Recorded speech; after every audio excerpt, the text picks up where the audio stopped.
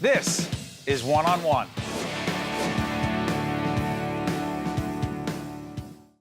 We are honored to be joined all the way from San Francisco, a compelling author, a pediatrician, an entrepreneur, someone who's making a huge difference in the lives of so many children across this country.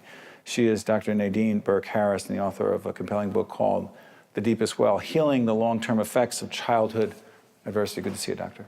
It's very nice to meet you. Thank you. Doctor, let me ask you this book, your message. You gave a TED Talk back in, it was released in 15? Mm-hmm. You got a lot of reaction in response to it. You wrote this book about adverse childhood trauma, if you will. Mm-hmm. What have you seen as a pediatrician? I've seen a lot. I've seen, the reason I wrote the book is because for many children, kids were being referred to me saying, please, I think they've got ADHD, attention deficit hyperactivity disorder.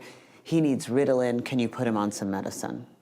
And as a doctor, when I investigated how early adversity affects the developing brains and bodies of children, what I found was that for most of the kids I was seeing, Ritalin actually wasn't the right prescription.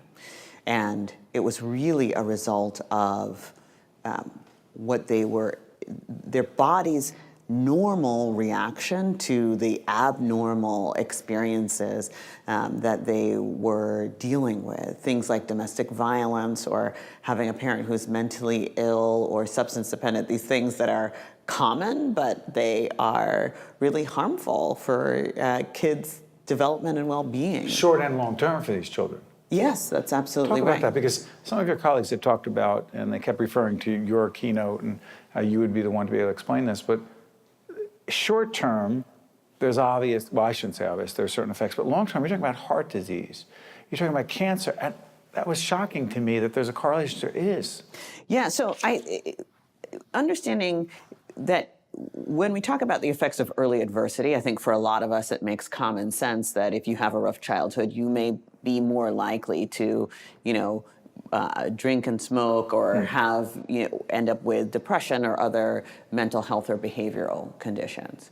I think the thing about this research from the CDC and Kaiser Permanente showing that high levels of adverse childhood experiences can double your risk for heart disease or stroke or dramatically increase your risk for Alzheimer's, right? That for a lot of folks was like, what? That's not about bad behavior.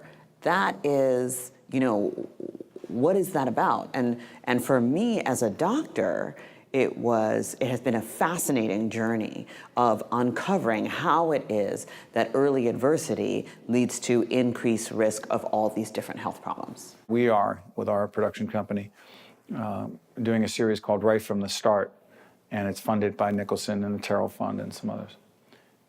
0 to 3.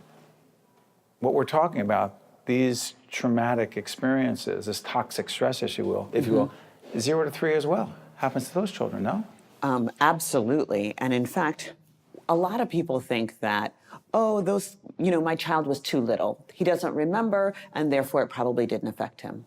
And what we now know is that those earliest years, the 0 to 3 time period, is a time of what we call critical and sensitive periods in brain development where these harmful experiences can have an even greater impact on long-term health and development. During that period? During that period, yes, that's right. And so helping kids have a healthy start right from the beginning is absolutely critical in preventing these long-term effects. In fact, what all of the science is showing us now is that early intervention improves outcomes. So when we start from the very beginning, right, and really that means starting with parents, raising awareness, having this conversation that having adversity in childhood can lead to an overactive stress response, right? What we call the toxic stress response.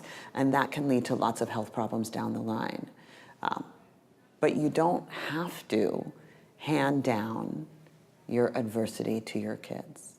There's actually a tremendous amount of healing that can happen. And that's what I have dedicated my professional life to, and our organization, the Center for Youth Wellness, is really working on raising national awareness and helping clinicians have tools to be able to address toxic stress in children. To what degree is this a national crisis? Oh, this is a public health crisis. Across the United States, we're talking about almost 35 million children at risk for toxic stress. 35 million. That's right. Is it, I want to get the numbers right. I know there's a report that's coming out next month with more details on this. Is it 1 out of 4, or is it close to half? I mean, how many are we talking about? So when we're talking about individuals who have been exposed to at least one adverse childhood experience, we're talking about 2/3 of adults.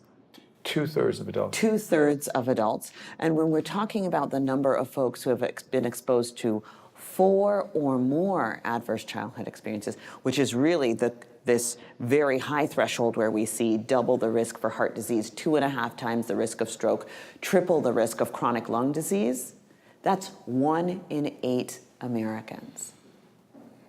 So this is not, some small problem that only happens in certain folks or in certain communities. In fact, this research, when it was originally done by the CDC, was done in a middle-class community, 70% Caucasian, 70% college educated. It's so interesting. By the way, the reference is obviously, if you're not following, to the Centers for Disease Control. What I'm curious about is, say you're talking about our national political discourse, discussion of leaders in our nation. I might have missed this, but I've been doing this for a few years. I've never heard one major political figure talk in detail about any of this. Is it something they don't know about? Well, more and more, I think our political leadership is being awakened to this issue. In this June, actually, I was invited and gave testimony at a congressional hearing about the issue of toxic stress when the issue of separating kids from their caregivers at the border was as an immigration policy, right? Exactly. This is part of, that is what you were, another example of what you're talking about. Yeah, so what the science shows us, right, is that when stressful or traumatic things happen and they activate a child's stress response, the way that we buffer the child's stress response is with safe, stable, and nurturing caregiving relationship. Essentially having a loving parent or caregiver or relative to be able to do that. So when we have kids who have gone through adversity, who are coming to our country as refugees because of the trauma that they're leaving, and then we set a policy of separating them from their caregivers, we're literally putting their health at risk. And in fact, what we saw was that individuals who were in the Japanese internment camps had double the rate for heart disease. During World War II? Yes, that's right. Double the rate. Double the rate of heart disease. And so at this point, as a nation, we have to understand that once we know this science, we can't unknow it. And we must use it to inform our policies. And when we have policies that knowingly inflict physical harm, right, by separating children who are at the peak of vulnerability from their caregivers, that can lead to long-term medical risk, for me, it was critical to be able to speak out at the Senate hearing.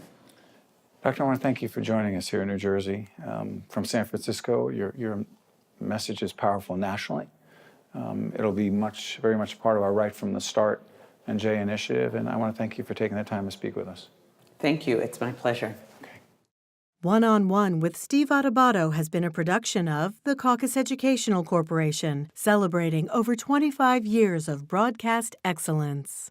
Funding for this edition of One-on-One with Steve Adubato has been provided by the Turrell Fund, supporting Right from the Start NJ, the Robert Wood Johnson Foundation, Wells Fargo, Atlantic Health System, New Jersey Sharing Network, the Russell Berry Foundation, and by Seton Hall University.